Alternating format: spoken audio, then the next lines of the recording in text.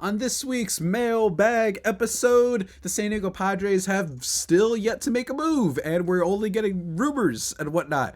Very strange times indeed, except is Luis Arraez potentially a target, according to sources, for the New York Yankees? Going to be talking about that, as well as answering some of your questions about potential minor league signings like Ty France, some other players to trade, a really crazy mock trade with the Red Sox that one of you sent in, and a whole lot more.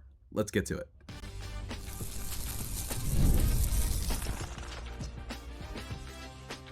You are Locked On Padres, your daily San Diego Padres podcast. Part of the Locked On Podcast Network, your team every day. Greetings, ladies and gentlemen, and welcome to another edition of Locked On Padres podcast, which is part of the Locked On Podcast Network, your team every day for Monday, January 6th. As always, I'm your host with sometimes, occasionally, but certainly not always the most, Javier Reyes. You can follow me on Twitter /X and Blue Sky at Javipeno, Javiipeno. I feel like I'm using the latter network slowly. I might do an exclusive offer on there soon, actually. Maybe an actual picture of myself as a profile picture. I don't know. Anyway, too much of a tangent. As always, go check out my other work at justbaseball.com, where I write articles not just on the Padres but general baseball, and check out their newsletter if you want the latest updates, because that's what I've been working on for them as well. For all the free agency stuff, all the big acquisitions and whatnot, send it right to your email inbox. Just give you what you need to know about all the big news happening this offseason, especially now because it's been a little bit slow. So you're going to want to be able to have something that keeps you caught up. That way you don't have to just constantly be refreshing that timeline and whatnot. Today's episode, guys, is brought to you by FanDuel. From big upsets to game-winning drives, the NFL playoffs are better with FanDuel. New customers can bet $5 and get $200 in bonus bets guaranteed, win or lose. Visit FanDuel.com to get started. And to get started with today's show, guys, look, fun times. What can I say? Every Monday is always fun hearing from you guys and just kind of hearing your thoughts and your proposals and whatnot. And we got a really nice assortment of questions, especially from the YouTube comments, which is where I primarily tend to look at. I feel like you guys tend to reach out to me on there. Twitter is not the same anymore with reaching out to me, but nonetheless, thank you all for sending in your questions. But I want to talk a little bit about a report that came out this morning, actually. Jeff Passan wrote an article for ESPN.com, talked about like every team, talked about the Padres a bit, like discussed, kind of what we already have known, which is just that it's, them losing out on Roki Sasaki, in his words, would be pretty calamitous. Like their entire offseason isn't predicated on just that, but I think the upside of their offseason is predicated on that. And there's a difference. There's a difference between those two things. So we're going to have to see what they do. But one thing that was reported is that the Yankees, in an effort to get a new second baseman, they already got Paul Goldschmidt to be their first baseman, which this isn't a Yankees podcast, but I think that says a lot about how they've been operated as an organization. It's just they will spend, but not do they won't go over the limit whatsoever. They won't go the extra mile, I think is the phrase people usually use. So they're looking for a second baseman reportedly. Gavin Lux and Luis Arraez both being players that they've had conversations about. It's funny because we talked about on Friday a potential deal for Luis Arraez to the Yankees. We discussed, I believe it was Will Warren and Everson Pereira, who is a outfield prospect for the Yankees and is someone that is major league-ish ready. I think that this would be... I could see a deal happening like this where you're just going to get like a little bit of a pitching reinforcement, maybe someone who could give you innings, and then maybe just like a prospect who's somewhat ready and able, just to give you some depth, because I think that that's the thing that the Padres are really lacking right now. You don't want to be heading into the season with your Brandon Lockridge, right, as a huge player that you need to produce in a major way. I think that's kind of what we're looking at as of right now. The bench just isn't there, to the point where it genuinely looks like Tyler Wade is probably the best that you have. But like guys like Brousseau, Eggy Rosario, I don't mind him as a platoon in some ways because, as we've discussed, he just can't hit righties to save his life. But he could potentially be someone off the bench that could be useful. But when you look at the bench of this team, it does get pretty dark pretty quickly. So I think that getting some outfield depth behind a Tatis and a Merrill, and obviously they still need a left fielder, but Lockridge, Gonzalez, Brooks, Brousseau, I'm just not feeling most of these guys. You would at least get another player in this hypothetical trade. And then Will Warren is someone that has been highly touted at points as a top prospect for them, but it seems like those those days of hype have a little bit worn themselves out, but who knows? Maybe he could do better with the Padres. I mean, last time we did a trade with the Yankees, it turned out pretty good as far as I'm concerned. So we'll have to see on that. But I do think that Arraez, it would be mostly the big benefit of this would be a salary dump, $14 million this year, getting you under that and just not having to deal with that. And I do think that he's a player where he's so polarizing. You know, I think that everybody acknowledges that he's a good hitter. It's just, is he worth what he gets paid? And more importantly, is he worth what he is often viewed as, right? This is a guy who, for lack of a better term, the boomers just love because batting average and singles and all that. But it's just a little bit more complicated than that. To me, what has always bothered me about Arraez isn't that he doesn't hit for power or that he only hits a lot of singles. What's always bothered me about him is that he's a minus in other aspects of the game. Sure, he can play first base and second base, but he plays them really, really poorly. In fact, he graded out as one of the worst defenders at second base last year. That's why his wins above replacement total on Fangraphs and Baseball Reference was lower than you would think for a guy who hit above 300 and won his third consecutive batting title, right? That says something about a player that teams keep moving, that he keeps winning the batting title, but he keeps moving around. I mean, sometimes these things are a little bit of a coincidence, other times not. Maybe teams look at this and say, this player is just not producing enough. Now, he did have a thumb injury last year, which is why I'm not like, oh my God, yes, get rid of this guy, he's terrible, because I think that really did impact his ability greatly. But even still, I understand trading him. I think it would make a lot of sense. For the Yankees, I just think that it would be, you're not going to get too much out of this, right? But I do think that first base, you know, maybe there's some other options you have out there. I just think that they really wouldn't mind a left fielder. And I think that they're not going to be able to sign your Jurickson Profar. I think that was made clear just by how quiet they've been, that I just don't think Profar is an option. I think other teams like the Twins are going to be interested in him and going to be able to go the extra mile if things get a little bit, what's the word? If negotiations start getting a little bit heated in the way that it's like, okay, Profar wants to get paid, rightfully so, I think other teams are going to be able to offer more if they need to get a player, right? So that's the issue there. Tirso Ornelas, I will say we haven't talked about him on this podcast all that much because I'm usually I'm very reserved when trying to project prospects, but he's 24 years old, and in AAA last year, he produced a decent amount. He has a pretty good walk rate. He's always seen a good amount of pitches, so he could be a guy that, like, you feel like I wouldn't mind on the major league roster or anything like that. I just think that they need more, right? So in Everson Pereira, just having options out there, if one works, one doesn't, whatever, just having a little bit more depth, I think matters there, right? And with the power of Merrill and Tatis, that gives you like still an elite outfield, right? Even if you can't be getting an all-star the way that you did from Jurickson Profar last year, I still think that those two can carry you there. So get someone else behind Ornelas, and I'd feel a lot more comfortable instead of once again predicating, it worked with Merrill, but Merrill is like a top 10 prospect in baseball, right? This is not in the case of Tirso. So just having a little bit of something behind him and just having some backup options to play with for Mike Schilt to maneuver the lineup and whatnot, I think could really make a difference for this team. And I think that that's what they'll be looking for. So I imagine with the Yankees, Will Warren and Everson Pereira, that kind of makes sense to me. Maybe it's a little bit higher. I don't think they'd be able to flummox a Chase Hampton out of them because that's a guy who has starting pitcher upside on a level that's like he's ranked at 88th according to justbaseball.com on their top prospect list. So I just don't see that happening. But Everson Pereira, Will Warren, could be worse. You're just getting some stuff in return and you get some financial relief. So I could see it, but I'm curious, man, because Gavin Lux also being on the table is interesting.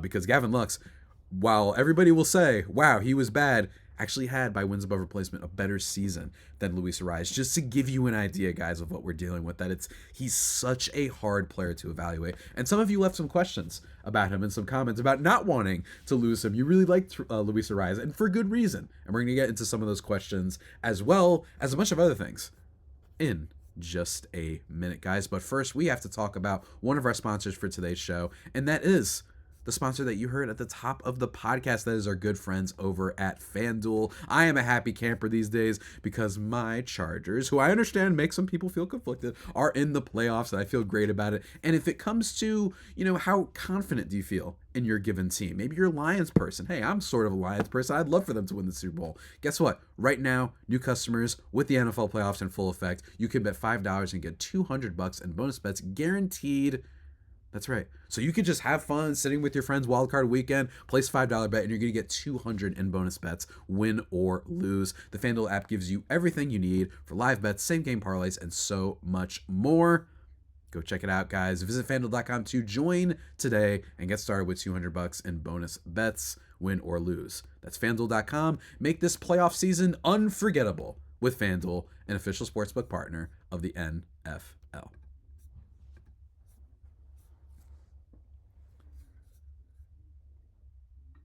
And just like that, everybody, we are back here on the Locked On Padres podcast, thriving and vibing. Talked about Luis Arraez in the first segment and the trade kind of rumors with him. And yeah, I think that also, by the way, I still think Jake Cronenworth moving to second could give him full time. There might be a better value. I am a little bit concerned, though. We talked about this on Friday's episode as well with the Arraez trade, that Cronenworth was not very good defensively by the numbers last year, which left me a little bit puzzled. Now, maybe it's just because he's used to playing first, but that was kind of one of the things he was great at beforehand. So we'll see. We'll see what happens there. But let's talk about some of the questions that you guys sent in, because you sent a bunch of comments, let me tell you. First of all, from my guy Stephen Crawford, he says, Happy New Year, Javi. Happy New Year to you, you lovely, lovely, beautiful human. And always, I appreciate all the positive comments. I actually got a bunch of them this week randomly. But Happy New Year to you. And just want to say, everyone who's been really down on the Padres, you're going to hear some comments upcoming. And they remind me very much of the vibes that were being sent our way last year in many ways, where it's like, you're poor, you don't have any money, how are you going to compete, you're just like this, blah, blah, blah. And look what ended up happening, right? They had a much better season than anyone could have expected. Although not according to everybody, right? As Mr. Steve Owen, 3155 says, the season wasn't poetic. It was defined by choking. So here's the thing. First of all, your picture, Mr. Stephen Owen, kind of freaking me out. It's like, it's not like gross. It's just like an egg with a dinosaur egg in it, but not really. I don't know. It's just kind of freaking me out. Maybe that's the Rorschach mask. I don't know, but it freaks me out a little bit. So it's a little bit unnerving. But anyway, I know that like I probably shouldn't interact with these type of questions, right? And I know that they're mostly bad faith Dodgers comments. I understand that, but like, even still, I talked about this on the show that I really do think that last year was a great season. And I really do believe that. I just think that it didn't end the way that they would have liked. And I do think that I really do. I 100% agree that they did choke that series. I just think if you have the offense that they have, an offense that frankly I think was much deeper than the Dodgers in that playoff run. I know that sounds crazy, but I really do believe that. I just think that they were a little bit more top heavy, while the Padres had your Higgies and your Solanos and whatnot that added a little bit more to their team. 24 straight scoreless innings, like that's a disaster, especially from a bullpen that they used consecutively, right? Like they had to use the bullpen like multiple times, and I just think that they just really didn't show up. They completely left out after Tatis hit that one big home run in, I believe it was Game 3. It just feels like they completely fell off a cliff. So that's what happens sometimes. But I think that just as a whole, as we talked about in the episode of Top 10 Moments, I just think that the Padres, it really was a great season and it was super memorable. And I think that it's important as fans to remember that one team is going to win every year. That's just the reality. And I think that it's good in sports to not base your entire enjoyment of them around winning and losing, because that's just not going to happen. And frankly, sports are evil. I mean, for God's sake, if you're a football fan, we just talked about them in the ad break, you've been suffering with the Patriots winning every year, and then as soon as Brady and Belichick leave, now you have the Chiefs that win all the time, right? Like, sports are pretty miserable and often don't give us a lot of joy. So it's important to embrace those fun moments, right? And I think that the Padres season, there's a world in which, remember 2023? Like, that was infinitely worse, right? So I choose to view last season as one that gave us so many incredible moments that we will cherish for a very long time, even if it didn't end the way that you would have liked. From Profar's breakout to Jackson Merrill's breakout to the Cease no-hitter. We talked about all of that. Go check that out, that episode on Top 10 Moments if you'd like. Moving on, though. And speaking of the great moments, at LFGSD Padres says, probably one of my favorite episodes, Javi, referring to the top 10 moments. Let's not forget that the Profar double to clear the bases was inches away from being a grand slam. That's true. That was an epic game. So many crazy moments in 2024. Love your take at the beginning. So true. Totally agree. Padres fans are going to be so amped for next season. We'll sell out games again, maybe break our record from 2024. Let's go. Yeah, we'll have to see. And he's referring to, by the way, the double after it was the Sunday Night Baseball game on ESPN against the Dodgers, following the Will Smith or irrelevant comments, the bases clearing double that very what's the word? Suspiciously, the announcers didn't seem all that jazzed about, which was, I mean, look, that's just how baseball is sometimes in the sports media, but love that moment very much. Thank you for the comments, sir. Moving on to the next one, though.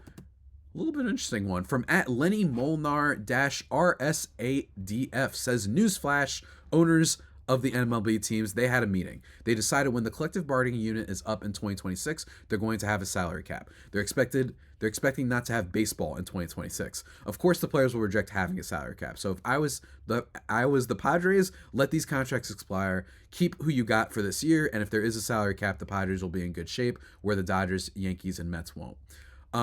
First of all, love your picture, sir. It's this, looks like a chihuahua, but like, I don't know what that is, but it looks very artistic, chihuahua. So shouts to that.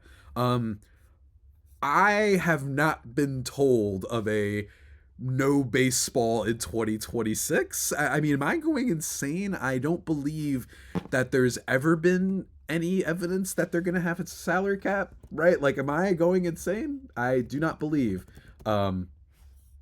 such a thing is guaranteed. But, I mean, we're going to see.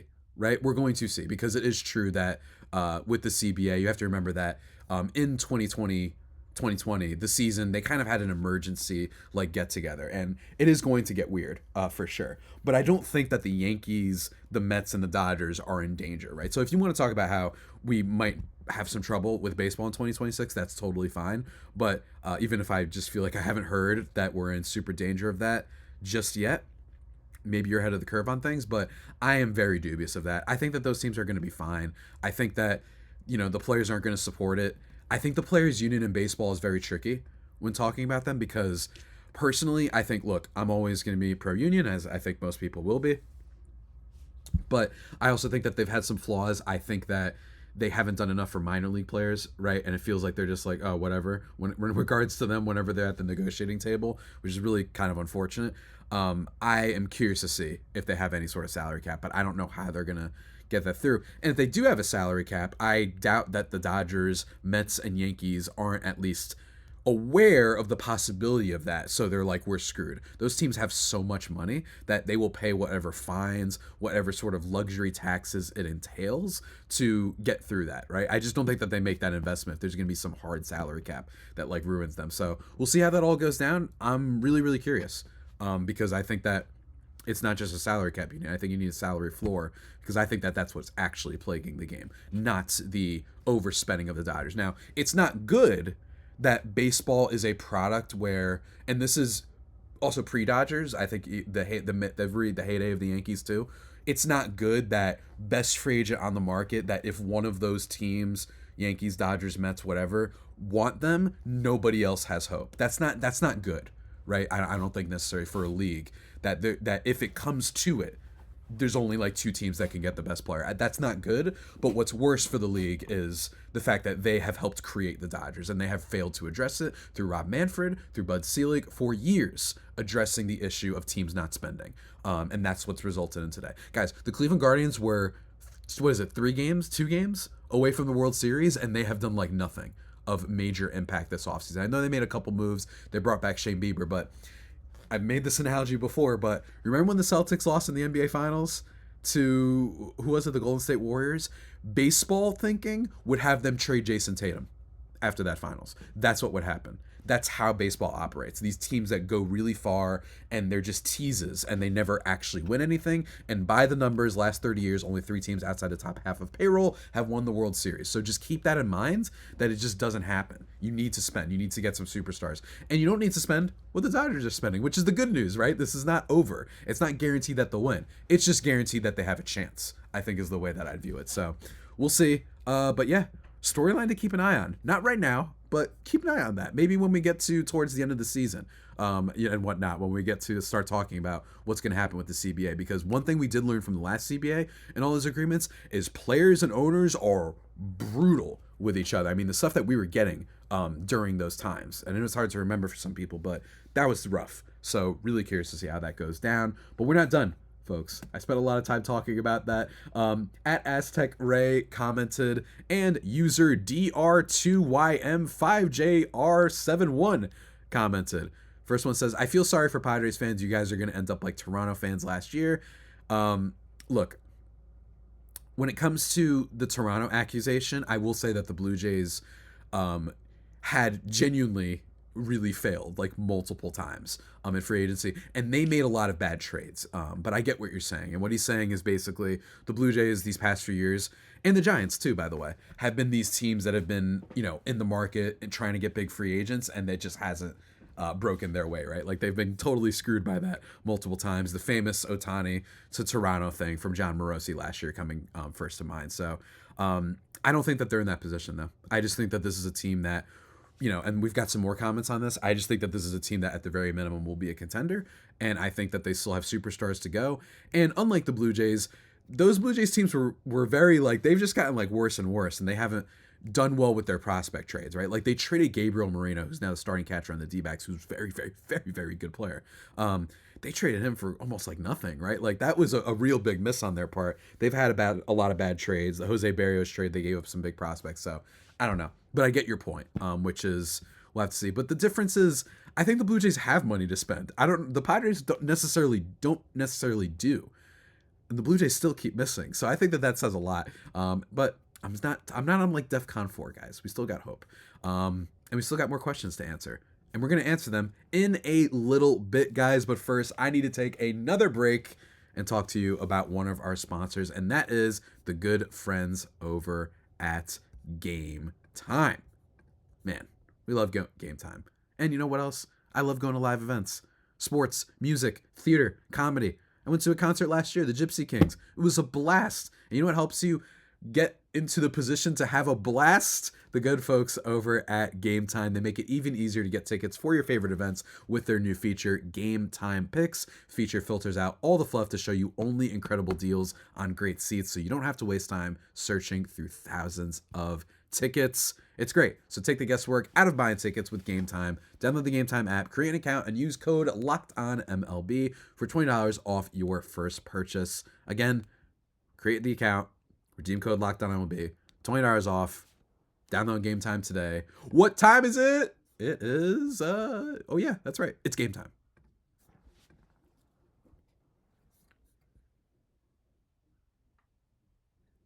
And just like that, everybody, we are back thriving and vibing into segment number trace for the Locked On Padres podcast, your team every day. Remember, follow me on Twitter/X and Blue Sky at Javipeno, JAVIIPENO. Feel free to reach out with your comments and questions. Whew, man, let's keep it going. Let's keep talking mailbag, guys. The next comment we received is talking about some little under the radar type of things that the Padres could do. From at Ramamurti, he says, expect to see Donovan Solano re-signed. Hope Profar comes back, but we can find a replacement if he leaves. Suarez could bring in a decent player as well, depending on who we deal with. The trade idea with the Cubs is intriguing. For those who don't remember, I talked about this on Friday. Some of my trade ideas with the Cubs that we talked about, and with the Mariners being two. I absolutely think that Solano is someone we haven't talked about enough. I've just kind of made this assumption that they just won't. And I don't know why I've done that. He's like 37 years old. At some point, it's going to go. And it does feel like you kind of got a lot of value out of a player that you didn't necessarily know you were going to get a lot of value of. But I will say, I don't think that I saw too much declining. He's just a solid hitter, right? As a bench player, he's just kind of your dream. And he's not going to cost much. I mean, they got him on a minor league deal last year, right? So I wouldn't be shocked, but to me, it's still something I'd be careful about because the hard hit rate wasn't through the roof in 2024. So I would look at that, right? Like some of his numbers did go down, you know, in 2024. So I think he was good, but I think that the barrel rates and the hard hit rates did go down significantly. Yes, strikeout rate was still solid, walk rate was still solid, but I am keeping an eye on the hard hit percentage, right?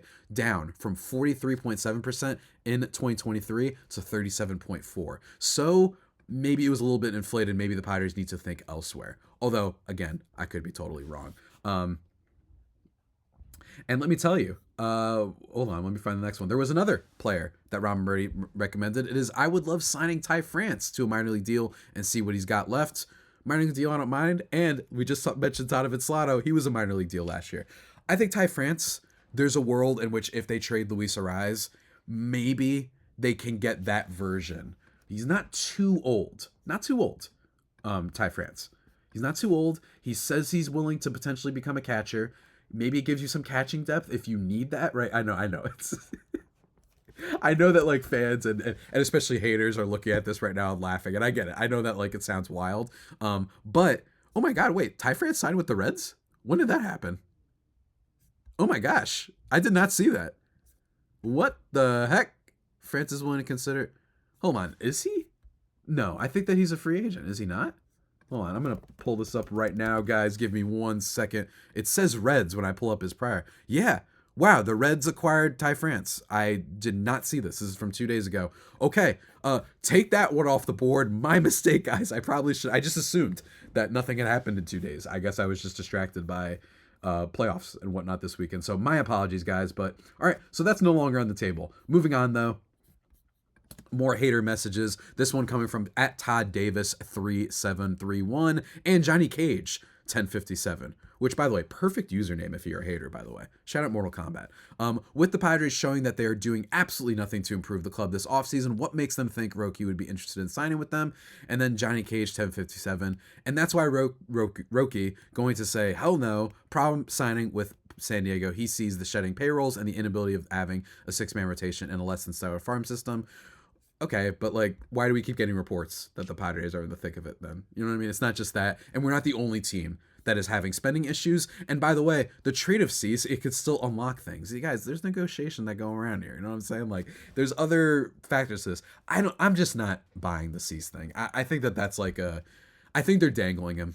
And they're trying to see if a team like Baltimore overpays and gives them like multiple prospects that could be ready right now and just be genuinely good players. I think that's what it is. I think they're looking for the offer. I think guys like Arraez, Suarez, and especially Cronenworth, even though I don't think the latter most will happen, I think those guys are players that they're like, we just need to dump and like just save some money this way. I think Cease is like an optional one, if that makes sense, because they still also want to go for it. And having Cease in that rotation is really huge, right? So if you were to get Sasaki, the Dylan Cease, Michael King, Yu Darvish, Roki Sasaki, and then a mixture of Waldron or maybe any of the other pieces, maybe Emerson Hancock, like we talked about on Friday, as just guys who can fill innings, it's a pretty good rotation. Like, you can go places with that, so I wouldn't be surprised. And I get these comments every week, but still, it's a little bit weird. And as Tony Sue says, 8860, would be sad to see any player leave from last year's team, but the team has to improve, and Preller is trying to reload each year, not rebuild. It's been a lot of years since the Padres haven't at least come close to making the playoffs, right? That is a great point. So to all these people saying that,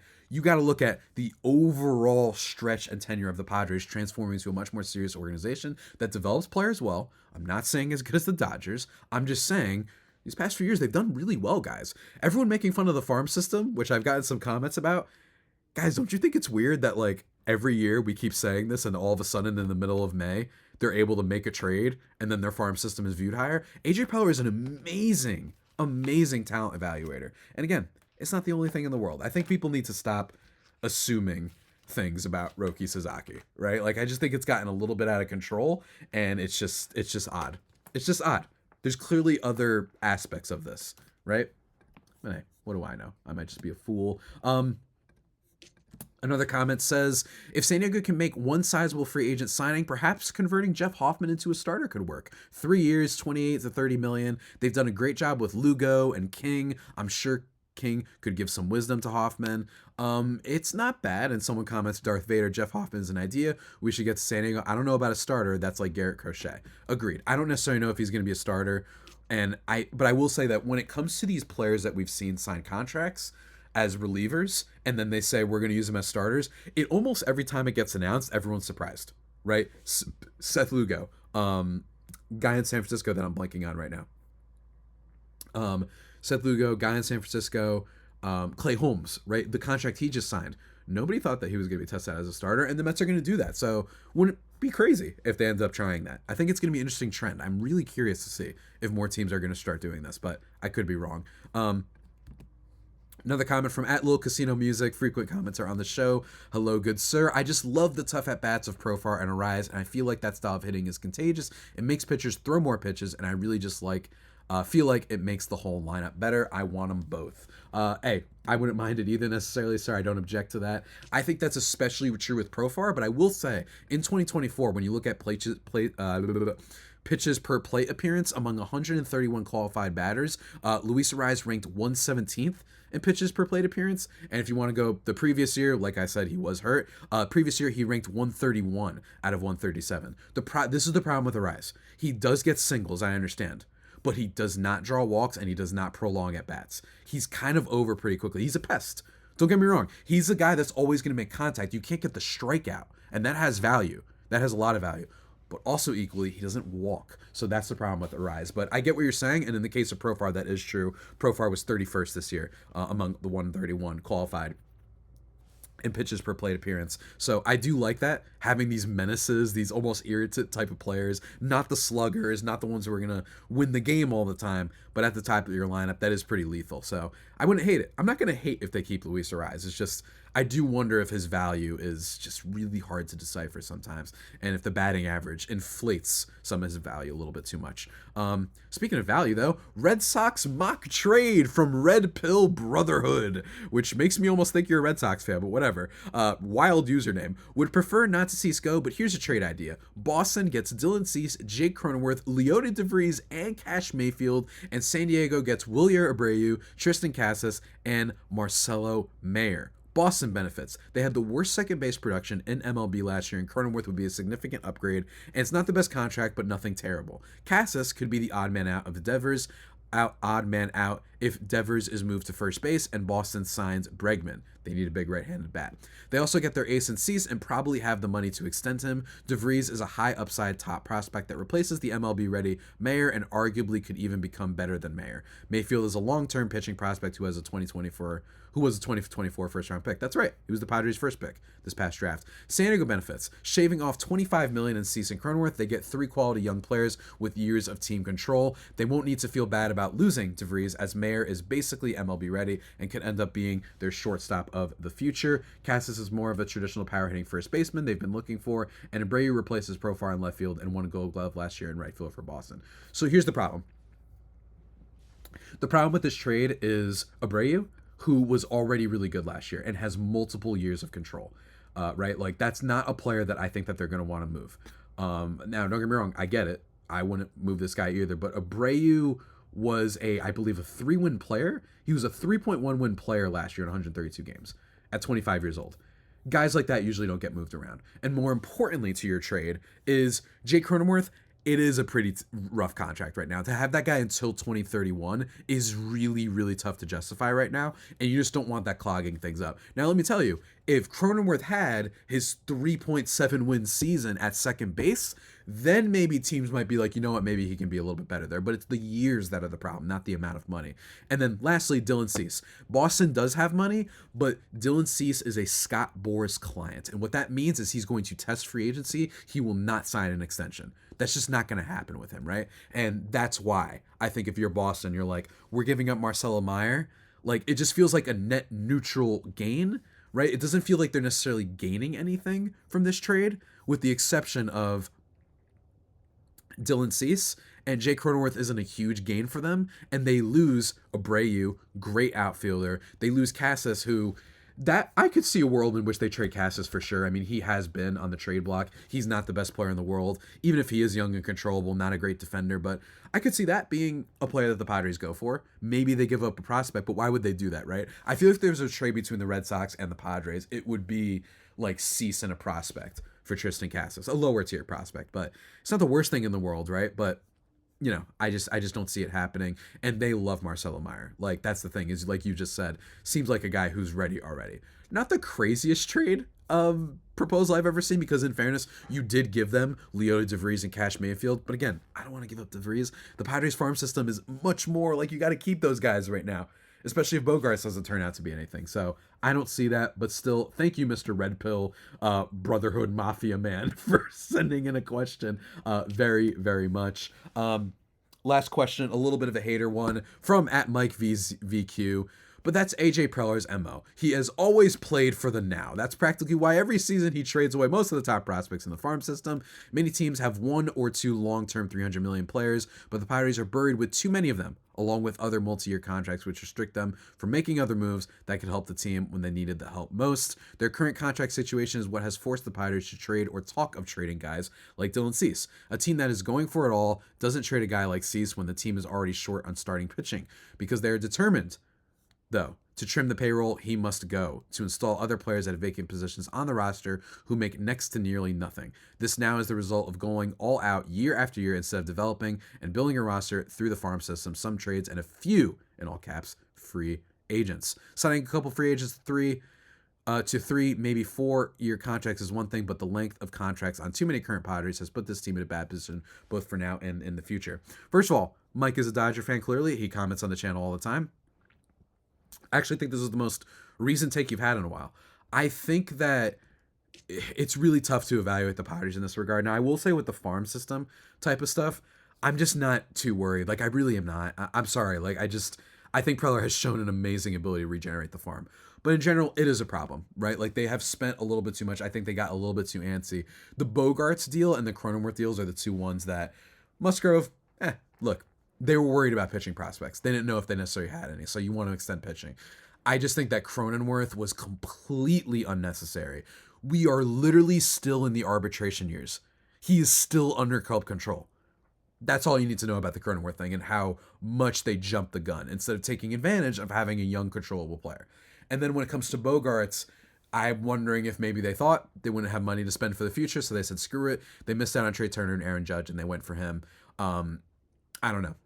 It's tough. But again, I think you got to give AJ Preller some trust. This is a team that, for better or worse, has at least been a contender for a long time. And every time it feels like they're out of it, they do jump back in. So I'm not hating too much on AJ Preller right now. And neither should you, I don't think. There's still hope. Even if I'm a little bit pessimistic about whether it's going to happen, but if the Padres get Roki Sasaki, offseason's a win. Like, the offseason's a win. That's kind of, and then if you move your Arraez and you move your Robert Suarez, it's like an A-, B+ offseason. It really is. Like, that's all you kind of need to do. And we'll see it when it happens. We might get it maybe at the end of this week or early next week or middle next week. I think it's the 15th, they said, actually. So probably next week about the Roki decision. So we'll see, man. I'm scared. I am worried that it's just going to be Dodgers, but it could also be a third-party team. Who knows? Frankly, as long as it's not the Dodgers, that's a win for the Padres. And I'm excited to see how it pans out.